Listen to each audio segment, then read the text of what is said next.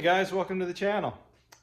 So today what we're going to be doing is we are going to be building a 403 Mopar short block from this engine here. Now this one is a 360 Magnum. Now they're both Magnums, okay? This 360 Magnum I got for $100, re-ringed it, threw bearings in it, put my heads cam intake and stuff in it, and I've been beating the heck out of this thing for the last 4 years. I've been running 150 shots of nitrous through it. It's stock rods, stock pistons, stock crank, stock block. All right, so I've been 1086, 121 for a best with this little setup on 150 shot, okay? 373 gears in the rear end, 3500 stall torque converter, and 904 transmission. We're going to tear this engine down just to see what it looks like now, almost 4 years later. And since I've been abusing that little $250 short block, because I figure the rings and the bearings and what I paid for the engine, that's what it is. Now, I know number 8 cylinder is all pitted up because at the time, I just needed something to run. And then I was going to build this engine several years ago. But this thing has been running so good, I just never got around to it. But now it's starting to use a bunch of oil. So we're going to tear it down, take a look at it, see what's going on, and then we'll talk about all the goodies that are going to go into this engine, and we'll start building this one once I take all the parts to the machine shop and get them balanced. Anyway, stick around, let's tear this engine apart, we'll take a look at it, see what's going on inside. All right guys, just remember this: when you're removing intake manifolds or cylinder heads, start your way out in a circular pattern and work your way to the middle. The reason being is you don't want to loosen the middle, right? And then the outside is tight and it wants to buckle up in the center and you could crack a cylinder head or something.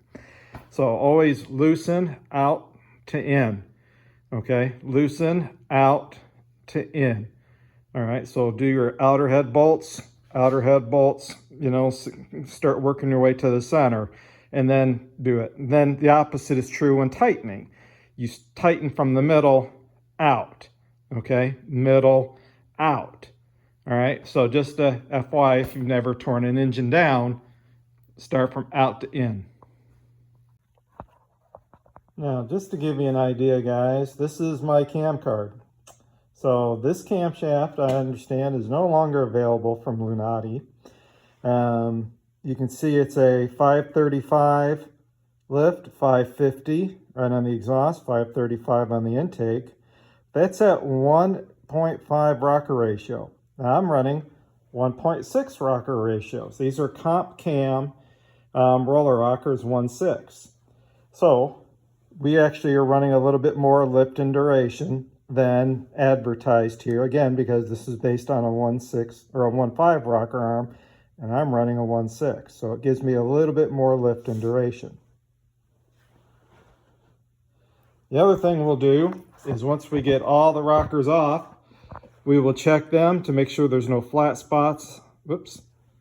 Once we get them off, all the rocker arms, we will check them to make sure there is no flat spots on the tips. We'll also roll them to make sure we don't feel any notchiness in them. And the same goes, you know, for the trunnion here. How does the trunnion feel?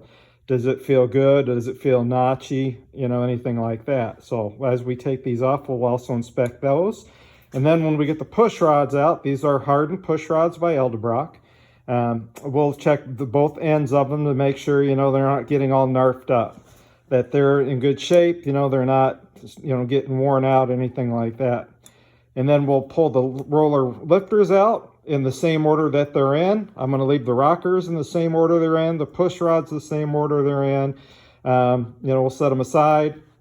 And then we'll check the roller lifters as well to see, you know, how the tips are doing, right? Are the tips nice and smooth? How are the plungers all the way to the top?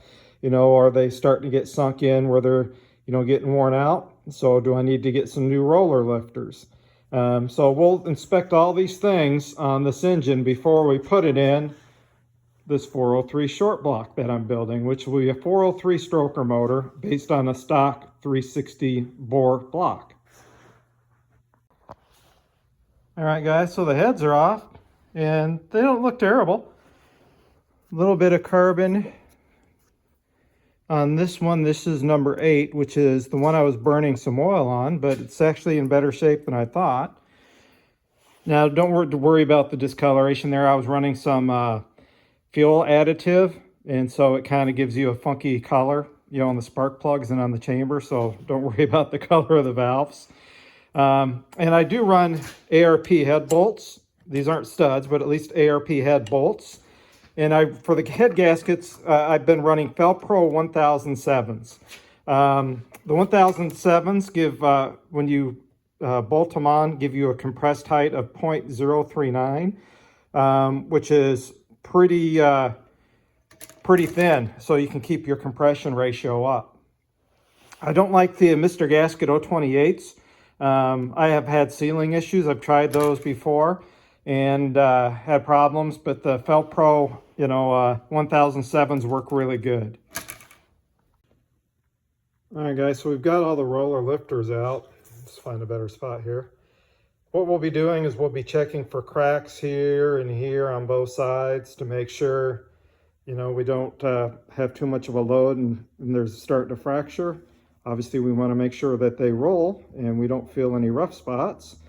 And then we want to make sure, the plunger is all the way up to those metal pieces, and that the plunger isn't like halfway down. So that's what we can do for tonight, just check all these. And then on the roller rockers, we'll be doing very similar thing, right? We'll be checking here to check any fracturing up at the tip, make sure the tip is nice and free. We want to make sure the trunnion here is nice and free, it's not rough. And then we want to check, for cracks here on the back, where the push rod pushes up against it, to make sure we don't see any fracturing on the roller rockers as well. So coming over to the engine block, and yes, I'm making a mess. The pistons all actually look pretty good, other than some carbon buildup, right? Where I can just scratch this off with my finger. We're starting to get carbon buildup, on the pistons here in a couple of them, but from the tops, shining a light in there, I did not see any, the ringland wanting to push up on the outside of the piston like there's a crack and causing damage in any of them. They actually look all pretty good shape. So, you can see where I started scratching it with my finger to remove some of the carbon. So we definitely got to get a better tune. I also ordered valve stem seals for the cylinder head, some new ones to make sure. But we're also going to make sure that the cylinder heads, we're going to dump some fluid in them to make sure there's nothing leaking out of the valves. So we'll leave them up kind of like what you see them here. And then what I'll do is I'll fill in, the exhaust side with some like acetone or something, and we'll check for seepage. And then we'll flip the heads over and do the same thing for the intake sides to see if we start seeing seepage, like they need to be lapped or something. Now I may lap them just real quick and then clean them up and put some new valve stem steels on, but we got to double check them for leaks and then we'll clean them up a little bit. All right, guys, so we got our flipped over and the bottom end looks great, nice and clean. I could pop a rod cap off and just check the bearing, and probably pop number 1 off and just see what the bearings look like here real quick. I run a 6-quart Kevco oil pan, and it's done great. You can see here's the pickup that you got to order with it. And I've not had a lick of trouble with this little $250 short block. So this engine has been, the last 2 years, been running anywhere from 100 to 150 shot of nitrous. And this little short block, stock crank, stock rods, stock pistons, just re-ringed and new bearings, has been a best of 1086 at 121. With the camshaft, the out of the box Eldebrock heads, and a knockoff dual plane intake manifold for this Dodge Magnum. That's it. 373 gears out back, 904 transmission, and a 3500 stall converter. Car weighs, I think, 31-ish hundred pounds, and like 33 10, 20 with me in it, depending on how much fuel and, you know, stuff I've got in it. Not too shabby, guys, for a little stock short block. But it is time. This thing has starting to use some oil. You know, I don't know if it's oil pan leaks or what, you know, using some oil. Looks like the combustion chambers, right? You see some carbon buildup. So we're going to refresh the heads, new seals, and then, like I said, I'm going to check them for leaks. And then we're going to build this 403 stroker motor. So we'll talk about some of the parts here that are going to go in it in just a minute. All right, guys, so we're checking out the heads. Started getting them all cleaned up, getting the combustion, you know, off of them. So there's just a little bit left to get cleaned up. But what I'm checking now, as you can see, I took acetone and filled up all the exhaust here full of acetone. And what we're looking for is to see if any of the exhaust valves are leaking. And so far, no leaky at all. So what we're going to do now is go ahead and get all the acetone out with a shop rag, a couple of them. Flip the head over. We'll do the intake side. And if the intake side is all good and no exhaust leaky, or no, you know, acetone seeping out, I should say, then we know that I don't need to really do anything with doing a valve job to the heads. I'll just clean everything up real good, get all the, you know, combustion, I can't even think of the word right now, but get all the crap off the valves, get them cleaned up. You know, a couple of them are really nice, don't need anything. A couple of them had, you know, a bunch of crap on them, so we got to get them cleaned up. That's because this is cylinder 6 and 8, which I knew were issues with the other engine. You know, and it was, I was biding my time, and it was time to do it. So we'll get the valves all cleaned up there. And then we'll take the valves out, clean them up real good, and then put them right back in and put new valve stem seals in. All right, guys, I figured I'd let you take a look at one of these main bearings. This is the number 1. And you can see there's just a little bit of, you know, something went through it at some point. But otherwise, the crank itself looks great. The bearing itself looks great. So we're going to go ahead and pop this sucker back on. And I'll pull one of the rod caps off. We'll take a look at one of those and show you that, you know, this $250 little short block that's eating up a ton of nitrous, you know, is doing great. So, you know, the only reason I'm building this 403 stroker motor is, you know, it's a little bit more cubic inches. Like I said, the other one's using oil now. It's been using it all along, all right? It's just, I'm tired of using it, you know, and running the nitrous, you know, detonation and stuff. So it's time to build this fresh bullet. Anyway, parts are off to the machine shop. When they come back, we'll go over everything. And here you go, guys. Here's one of the rod bearings. Now these are just king bearings. This is a $24 set of bearings in this engine. The main bearings are also king. I think that was like a $45 set of bearings. So these king bearings, I tell you what, guys, I've had really good luck with them.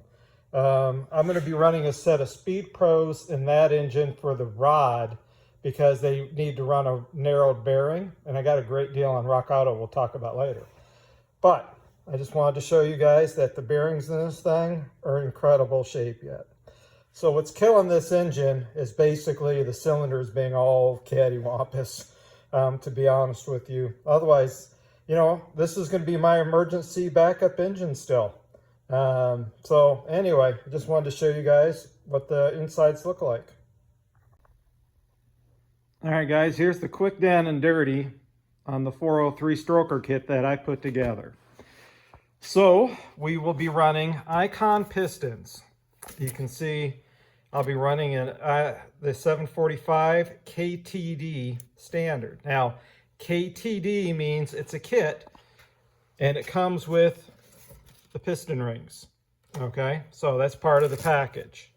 So you get the piston, the wrist pins, the retaining snap rings, because these are a floating style, not a press-in, and you get the piston rings as part of the entire kit. This will come out to be a 10-4-to-1 piston setup. You can also get these in the standard as a 9.9-to-1 or a 12.4-to-1 in the forged. Now you can also get the hyperkinetics, I believe around a 9.9 and a 10.4 as well. So those are your choices for a standard bore piston from Icon that you can purchase, you know, from Summit Racing. That's where I got them from, at least. So, you know, these are really nice piston. All of them came, basically 6 were the exact same weight, 2 were 1 gram lighter, and that was it. So that's with the wrist pin in the piston when I measured them. I think they were like 625 grams when I weighed them without, you know, the snap rings installed. So that's kind of the setup here. We'll be running Speed Pro narrowed bearings. These are a race bearing. I actually got these off Rock Auto, believe it or not, for like $65 versus the $107 that Summit was charging. King main bearings, you know, $47 I think I paid for those. Summit rods. So these are a 6.123 rod. These are brand spanking new, and they're actually made by Scat. Now these have better rod bolts, and they are supposed to be good for 750 horsepower. So I will not be running 750 horsepower. You know, we may run in the neighborhood of, I don't know, 550-ish, you know, on a little nitrous.